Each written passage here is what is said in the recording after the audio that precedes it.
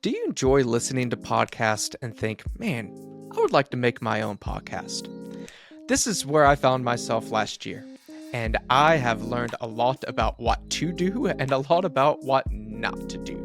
I'm offering consulting services to help you launch your podcast, especially if you're looking to make a more Christian or conservative based podcast. Find out more information at faithfullyengaged.com. I have a link down in the description below if you would like help on getting your podcast started. Well, welcome back everyone to another episode of Faithfully Engaged. As most of you know that have listened to the show for a while, I usually record these a little bit in the future, so I'm not sure when this will come out. But as of recording, this is the start of June, and unless you've been under a rock for a while, you know that June is Pride Month, and if you are a conservative Christian and take your faith seriously, you may have some issues with this month. And that's part of why I'm really excited to have my guest, Garry Ingram, on today. He's got a wonderful testimony and has a ministry that deals with issues such as this. So, Garry, it's great to have you on. Why don't you tell the audience just a little bit about yourself? Sure. Thanks for having me on, Johnny. I appreciate it. So my story, very thumbnail sketch, as I grew up in a Christian home in upstate New York. And from the time I can remember, I was in church with my family. But I also I struggled very early on with feeling like I didn't fit into the world of boys, and I'd much rather be with girls and hanging out with them. Some of that was due to just ridicule and some bullying that grew over time to become physical. But just a lot of rejection, lots of name calling, just kind of a constant everyday thing at school, public school. And it just didn't really fit in even within my own family with my three older brothers. I have one older sister. And my dad just really kind of left me to be raised by my mom at that time. My dad and I developed a really close relationship after probably when I was in my 30s, late 20s. And but really feeling outside of kind of not feeling comfortable in my own skin, basically, as a boy. I was also introduced to hardcore porn by some older neighborhood boys who thought that would be great fun when I was 5 or 6 years old. And that had a big impact. And then also the sexual behavior they were acting out as well. And just to what degree my mind goes black around the sexual acting out. So I don't know to what degree I was involved, but I was there at least. So those were some pretty early experiences that, frankly, I hear lots of people tell stories that are far, far more devastating and more continuous than some of the stuff I experienced. But it was enough to really create this sense of not fitting in again and feeling awkward in my own skin. And also realizing around puberty or so that I was attracted in terms of pornography, attracted more toward men than women. And that was horrifying to me because I knew what the Bible said about that. And so that just kind of led me in this spree of prayer and thinking that God was going to change this. And of course, that didn't happen. And I just began to be angry and disenchanted with God. Had no adults that I could actually talk to or unpack any of this stuff with, and no one that I could trust to do that. And went to Bible college thinking that was going to be something that somehow, if I dedicate my life to God, then he's going to take these feelings away. That didn't happen naturally. And so eventually I got the boot from Bible college when I was 19, and they felt like I might be suicidal. They didn't know what to do with me in regard to that. And probably 5-6 months later, I found my first gay bar, and it was a whole new world to me. I never had a drink in my life, never been in a bar in my life. And it felt euphoric when I first worked up the nerve after weeks of having found the place to walk into it. It felt euphoric to feel like I finally belong somewhere. Like I'm around all these people that feel the same way that I have felt for years. And now I don't have to pretend. I don't have to, I can find, Mr. Right and settle down, basically. And of course, very quickly after that, one relationship, or what I thought was going to be a relationship, would start up, and I was dumped in 2, 3, 4 days. And then after that, jumping back into another so-called relationship, thinking or experience, just thinking that this is going to be the answer. And I learned very quickly and in a very hard way that the revolving door, I mean, in the heterosexual world, there's a terribly unhealthy revolving door of dating and all kinds of kind of craziness and giving ourselves away to people. But in the LGBT world, especially on the men's side, it is pretty crazy. So I wound up living in that space for quite a while. I eventually became a bartender at a gay club, just again fully embracing this identity. And then my book that's showing up over my shoulder here, "Am I Gay?" That book begins with the story of my parents' life, but then ends with me coming to genuine faith at the age of 23, after I had felt like I destroyed my life basically, and didn't know if God even wanted anything that was left of me. Well, He did, and that was the beginning of this new journey. Now, as someone who had the empowerment of God and the Holy Spirit living inside of me, and I wasn't just a religious kid that grew up in a Christian home that had prayed a prayer a bunch of times trying to basically have fire insurance. Now it was something real and much more deep than that. You know, as you're saying that, I've had recent conversations with other guests on the show, and just conversations in church and everything. You mentioned fire insurance. Many that have grown up in church have heard something similar to that. Basically, we're trying to run away from the bad. We don't want to go to hell. We don't want to be separated. Right. We don't want that. And to a degree, I mean, that's true. Like we That's a don't help. want That's a that. motivation. Yeah. Sure. But if that is it, it's kind of empty. It's not about what we're running away from. It's who we're running to. And That's right. Probably even more accurate, who's running to us. So kind of take us to that, 23 or so age time frame. What was going on? About how did you come to this genuine faith? Was it a moment? Was it a series of events? Yeah, a great question. And so it was a moment for sure. I was on the side of an interstate in Pennsylvania or New Jersey, and I was just having a meltdown. And I had hardened my heart so deeply. I mean, I hadn't shed tears in I don't know how long, but I just had a meltdown on the side of while I was driving first, listening to some new Christian music.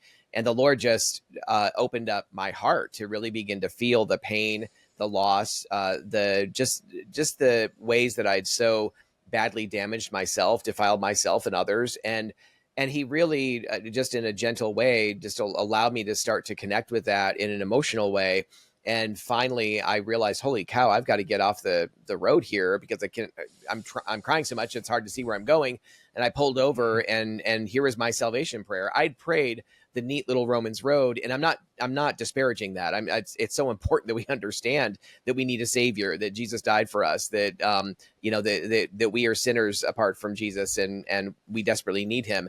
But for all have sinned and fallen short of the glory of God, for example. But I also needed the surrender. And so when I pulled over, that was my time of just saying, Lord, Jesus, I have made a complete wreck of my life. I mean, I'm looking at it now. I'm in the prime of my life. I feel like an old man. My soul is rotting and decaying.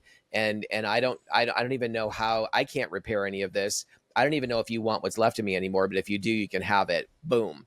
That was the moment that was a defining moment up to that point. And since then, and it isn't, I got into a whole bunch of mess after that, after a pretty lengthy honeymoon period, and after a failed marriage to a young woman that only lasted 4 years in total. And after that, I was so upset and angry with God for not healing our marriage, and for not keeping us together, blaming him for everything. And that I went back into the LGBT world for a period of several years. But now it was a whole different experience, because now I actually am a new creation. Now I have the Holy Spirit living inside of me, and I'm living like my old self. So there was a whole other battle and level of misery that I never experienced just as a religious kid who knew I shouldn't be doing this, but with no real witness of any, I wasn't a new creation at that point earlier on. So yeah, it was, but in that first case, coming up to the point of genuine salvation at 23, I had learned over time, I felt like over time, that God basically is a slave master or an ogre that demands we love him. Like he's the great chess player, and he just moves the pawns around in the chessboard with no regard, for us whatsoever. And he just demands that we love him. That's how I kind of grew up, in a very rules-based do and don't scenario of a church background, which I think is pretty common, actually. And then secondarily, and so I really hated God for a good chunk of a number of years. And because I just felt like I can't begin to measure up to what you're calling me to. I'm sick of fighting this. And then, so couple that though with me wondering, why aren't you just taking me out, God? Why aren't you killing me on my way home from the bars each night? You know, I never mistook his lack of judgment for approval. But that kind of put a question mark in my mind, like, oh, I thought God just delighted in cracking us upside the head. And yet he's being, where are you? You're being merciful. And then on top of that rotting and that decay that I talked about earlier, and I think Paul talks about this in Romans 6, not Romans 6, 1 Corinthians 6:18, when he says to flee sexual immorality. Every other sin that a man commits or woman is outside the body, but the one who sins sexually sins against their own body. And I do believe that's really describing something that happens to our soul, that sexual sin does a unique kind of damage. And I was living that out, you know, in spades. So it was realizing, oh, what felt euphoric and what still felt like identity is not euphoric. It's anything but gay, frankly. And then also God doesn't seem to be the slave master I'm thinking that he is. And as I began to soften toward God, he really allowed this moment where I could see clearly, where I had some sanity in my mind and was able to really choose him and turn, you know, again, turn away from my own flesh, basically. I mean, just all sorts of incredible pieces of wisdom in there of what you shared. I was going to share this earlier, that for the audience members, there very well could be somebody listening here that's like exactly in Gary's shoes of like you were right in the mix of things. Maybe you grew up in church or whatever. That very well could be the case. But if that's not the case, if nobody here listening to this is in that, I about guarantee you that even more so that somebody listening to this knows somebody that is either going through this or has a family member that has walked out of the church or whatever it may be. Like this is very, very pervasive. And I think something that you mentioned there of just God's mercy, this is something that I think I'm not just saying to the audience or to Garry, but to myself. Sometimes we as people that maybe you're straight, you have a good family, you don't struggle, no one in the family struggles with any homosexuality, LGBT stuff or whatever, that, and maybe you don't even mean to, but there could be an air of like, well, I'm above that, you know, like I don't need as much of God's mercy. And that's simply not true. All of us are deserving of death. All of us have fallen short. And I think that's a good reminder for those of you that maybe don't relate to some of the things that Gary's sharing, that again, you probably know somebody that's going through that. And two, none of us deserves God's mercy, but he still gives it. And that is incredible. Well, and Johnny, one of the things you're mentioning, I just wanted to jump in and quickly say, our ministry, Love and Truth Network, is primarily geared toward walking with pastors and Christian leaders and equipping them, not just on LGBT issues, but on the rampant, hidden, stage 4 cancer of sexual brokenness in the church. It is absolutely alive and well, sadly, amongst men for sure, but also increasingly amongst women, even pornography addiction there. But in many issues in the pulpit when it comes to pornography and other forms of sexual sin and brokenness. So, you know, the reality is we are all sexual beings and we are all made in the image of God, but we do not, because of the fall, we do not automatically know how to steward our sexuality well. Just because we're attracted to the opposite sex, well, that's great. That's wonderful.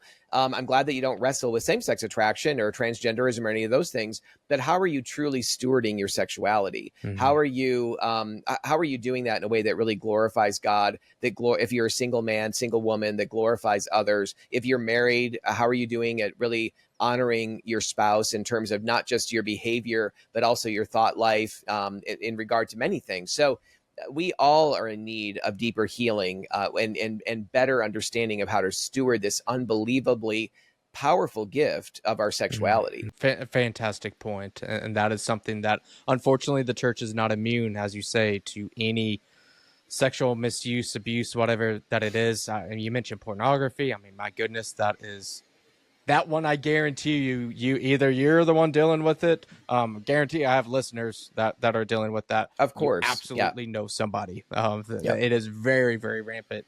So yes, we all can use God's mercy and grace to be able to control those, as you say. And I love that you mentioned this, God's gift of sexuality. It is not a bad thing. It's how we use it that is the sinful piece. Yes. So something that really kind of stuck out to me too, just in your book title. I'll go ahead and or reread that of "Am I Gay?" and then coming out of cultural Christianity and LGBTQ plus identity into authentic faith in Jesus. Yeah. The LGBTQ part, that gets a lot of that Yeah. attention, but I'm pretty curious on the cultural Christianity piece. I'm in Yes. Oklahoma. Cultural Christianity is a big piece of that. I know there's some benefits to that, but what in your life growing up in cultural Christianity, what were some of the kind of the issues of coming to authentic faith instead of just being in cultural Christianity? Well, some of it was that I mean, I thought I was a Christian. I thought I prayed the prayer, for crying out loud. I mean, what more? And I did it multiple times. I was in a denomination that believed you're once and done. But even there, I knew something is not taking. I mean, something I can't possibly be wrestling with this stuff and really addicted to pornography and chronic masturbation and all this others and all this confusion going on in my mind. This doesn't seem to comport with what I understand Christianity to be, but the confusion was, I mean, we were being taught all the time that you just kind of pray this prayer. And this isn't even about, my comment isn't even about whether someone believes in eternal security or believes that you can lose your salvation. The point is that I went through the motions of doing all the right things. And I often equate it to, it was kind of like me rubbing the genie's lamp, wanting to get my three wishes. I said the right words, but my heart was far from surrender until 23. Again, I just thought that, I mean, where were you when this sexual abuse happened to me, when this early exposure to pornography, where were you then? Did it even matter to you? Where are you with these things that I'm struggling with? Why are you not showing up when I'm praying night after night after night for you to take these things away? And I'm praying in agreement with what your word teaches. So where are you? And so over the course of time, a kid begins to become very discouraged when there's no adults who are shepherding his heart. I often talk about that now when I teach and preach and do ministry events, is that so often this cultural Christianity that you asked about that's in the subtitle, so much of it is about a form of behavior management, about do's and don'ts. And of course, that is part of what we need to know.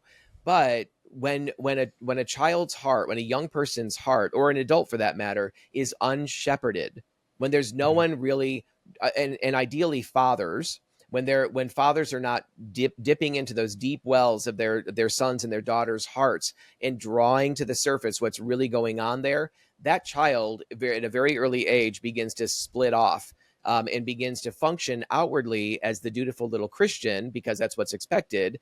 But then parents have no idea what's going on in terms of this cultivation of what's happening at a heart level. And so I think that's a good description of kind of cultural Christianity, having a form of the real thing, but it's actually not the real thing. My former pastor, actually in the book, I think in the foreword, or maybe it's on the back even of the book, John Hawko, my former pastor, expressed that he was concerned that there are so many people within the church who have become inoculated to the gospel.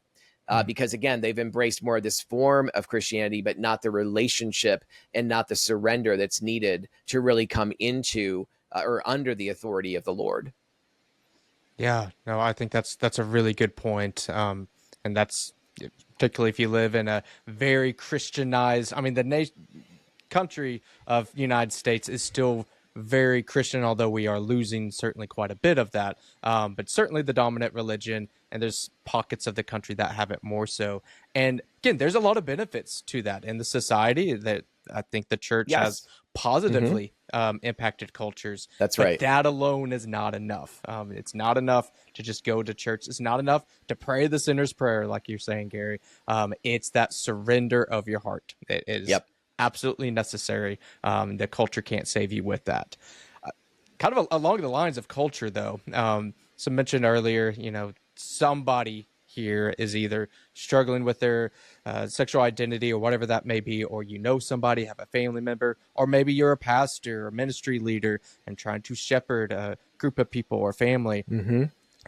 With the pervasiveness of Pride Month, of just LGBTQ acceptance and things of that nature, what's your kind of advice, both just through your testimony and through your ministry and through scripture, to be able to guide and love and to stand up for truth in the culture while still caring for people's hearts and trying to shepherd them to Christ without just, I kind of see get a picture of people just, yelling insults at someone that's gay Right. or transgender or whatever. Like how can these leaders best shepherd people to the gospel? Yeah. Well, I'm reminded when you asked that question, I'm reminded of a time that Melissa and I were, it was probably about 13 or 14 years ago when we were still living in upstate New York before we moved to Phoenix, Arizona in 2016, that we went to Albany because gay marriage was on the legislative block basically, and that was being considered.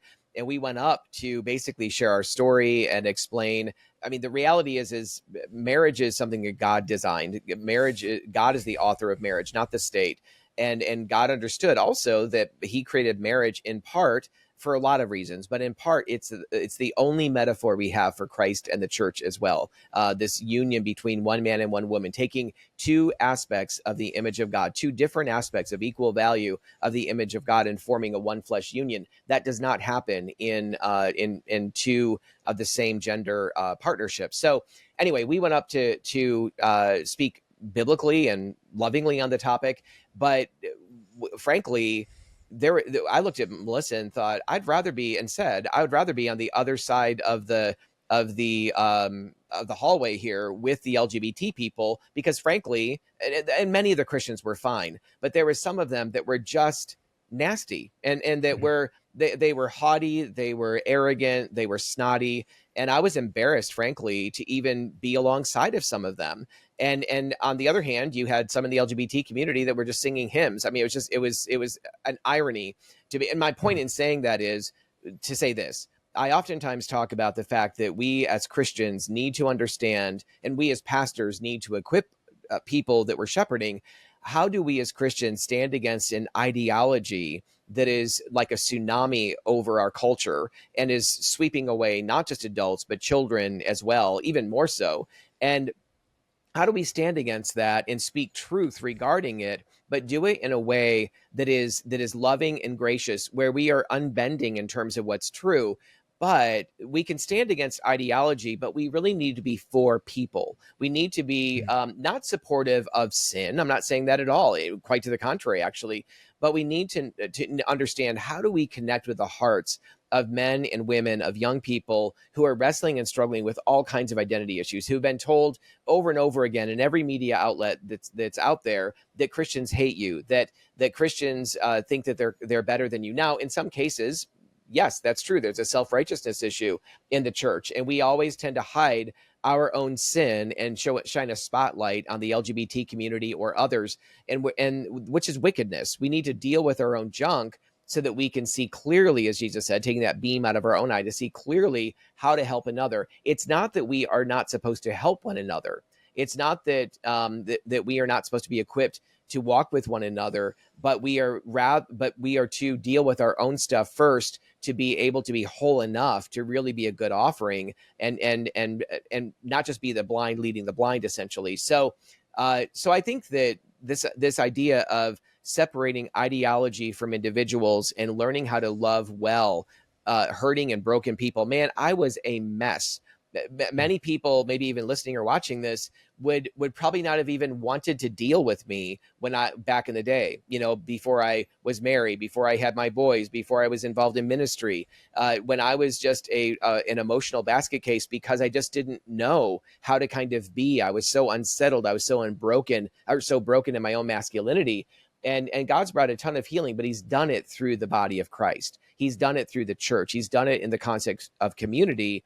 And that's where we always find healing, according to James 5:16, is through confessing our sins, praying for one another that we might be healed. So anyway, I just kind of rambled on there, but I would say that I think it's important that we learn how to separate those two things: stand against ideology and those encroaching forms of religion. Frankly, I believe that LGBT has become the new state-sponsored religion, and learn how to stand against that, but be for people, the ones that are caught up in supporting that. Even God calls us to do that, and God will make a way for the Spirit to draw their hearts to people who love them and are willing to walk with them to Jesus.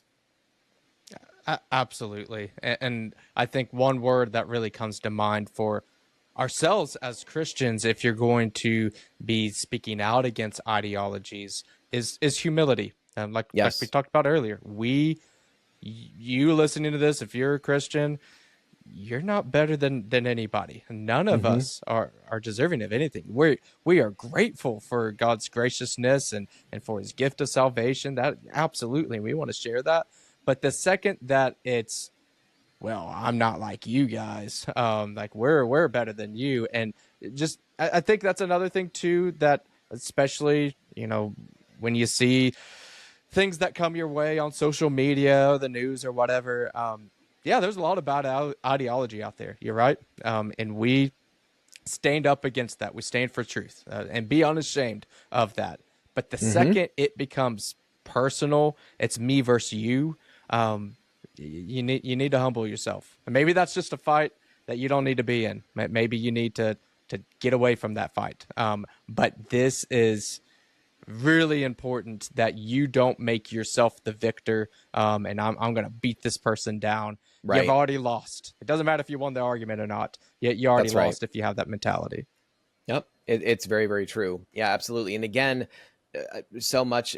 What I would say also is, if you want to be impactful in this culture, in this day and age, we need to be willing to share our own stories of the brokenness and the junk and the filth and the Mm-hmm. garbage that God has brought us out of. I don't care if it's an eating disorder of running to the pantry every time we are empty or feeling stressed or whatever, or the refrigerator, or if it's a substance abuse of alcohol or drugs of some kind, or whether it is, and oftentimes it's dual, oftentimes it's sexual brokenness and something else as well. But whatever the stuff is, there's a woman on our website who shares her testimony. Her name is Sherry, and she has one of the most powerful stories of someone who grew up in the church, got married right away, I think they had 8 children, and they're dear friends to this day. But when she first met me, I mean, she definitely had that sense of, oh my goodness, you poor broken thing, and saw herself so much above me. And of course, she was living in a way that was more congruent with the scriptures for sure. But her testimony is that, man, she lived, because of shame driving her, she lived in a bubble of self-righteousness, and really feeling like she was a little above the cross. And she never saw that. I mean, for decades, she and her husband were small group leaders. They were leaders in this thing and that thing in the church, and amazing people. But man, she really came to a place of recognizing the brokenness that was in her life that Jesus revealed. And it was freeing, So Mm-hmm. even when we're laboring under self-righteousness, that is a miserable place to be as a Christian. Absolutely, it is. And yeah, what a wonderful testimony there too. Shared this multiple times on the show.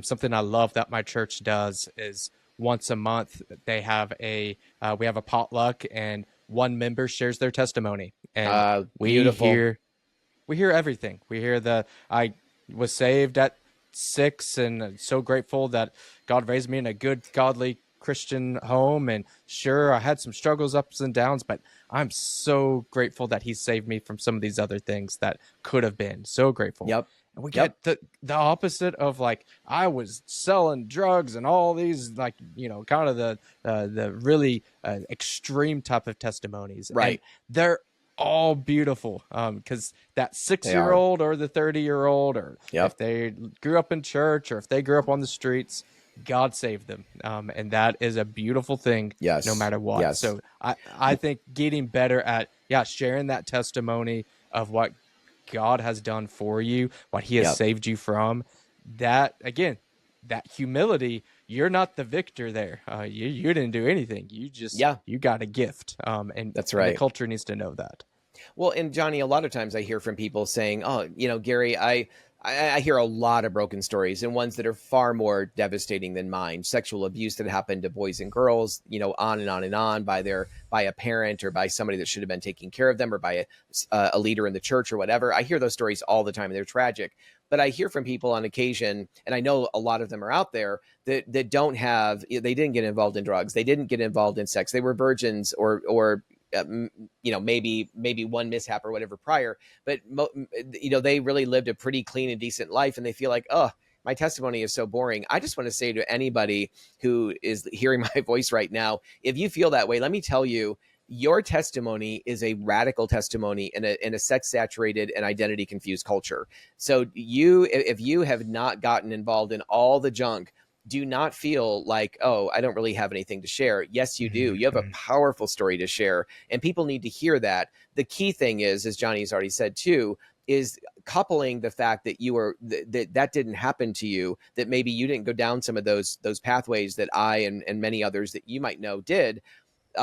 Still having that attitude of humility and gratitude toward God still allows you to speak into someone's life like me, who I needed men in my life who did not come out of the LGBT world. I needed guys that were willing to talk to me about their heterosexual porn addiction and just say, you know what? I don't know what it's like to deal with same-sex attraction, but I do know what it's like to wrestle with this thing. And the thing is, we all have a thing, right? None of us are squeaky clean. We all have these besetting sin pulls, but maybe it's not some of the stuff that's more fantastic or more provocative or whatever, but your story is important and it needs to be heard. And also, if you can maintain that humility, God can use you in anyone's life to walk with them and to show them the love of Christ in you for them that they need to see. Absolutely. 100%. Do not be ashamed of your testimony, because like you said, it's radical for everybody. We all know somebody that was like a really nice person, but they didn't know Christ. And that's a tragedy. So it doesn't matter if you were abused or on the streets doing drugs or whatever. You being saved is a big deal. Do not be ashamed of that. Yeah. Well, Garry, absolutely wonderful conversation. I know we just scratched the surface of really a lot of your story and kind of your ministry. So why don't you tell the audience a little bit about your ministry and how they can be in touch with you after the show airs? Sure. Yeah. Thanks, Johnny. So we also do a weekly podcast, and our podcast lasts about an hour or so, and we just do something very similar. We hear a testimony from our guest, and then we just have Q&A. It's very conversational, kind of a bit long form for an hour, maybe a little bit longer. And so people can get to that on all the major podcasts. You can also see video if you go to loveandtruthnetwork.com. That's our website. And if you go to loveandtruthnetwork.com/podcast, you'll get to the video and the audio version. Or again, you can listen to it to any of the majors, Spotify or Google or Apple or any of those. And it's just Love and Truth Network podcast. And then my book, of course, is out. That's on Amazon. The title of the book is Am I Gay? I would encourage you, if you type that in, to also include at least my first name with 2 R's in it, Garry. Otherwise, it pulls up a bunch of crap on Amazon. But anyway, it's out there and available, and would love people to pick that up and read it. I tried to be incredibly raw and vulnerable without being overly descriptive and sliming anyone. So I really tried to live in the tension of those two things. I want to be really clear about the wrestling and the struggling, and what the church did well and what the church didn't do so well to help pastors and leaders and others. And then I would just say, we have lots of testimonies, long form testimony on our website, my story, my wife's story, others that are out there as well. So a lot of resources on our website at loveandtruthnetwork.com. Excellent. And I'll include some links down there in the show notes, so people will be able to get there quickly. And definitely encourage you to check out his book and check out the podcast and everything. Garry, once again, thank you so much for coming on with us today. That was great to be with you, Johnny. Thank you. Absolutely. And thank you to everybody that tuned in today, and we'll catch you on the next episode.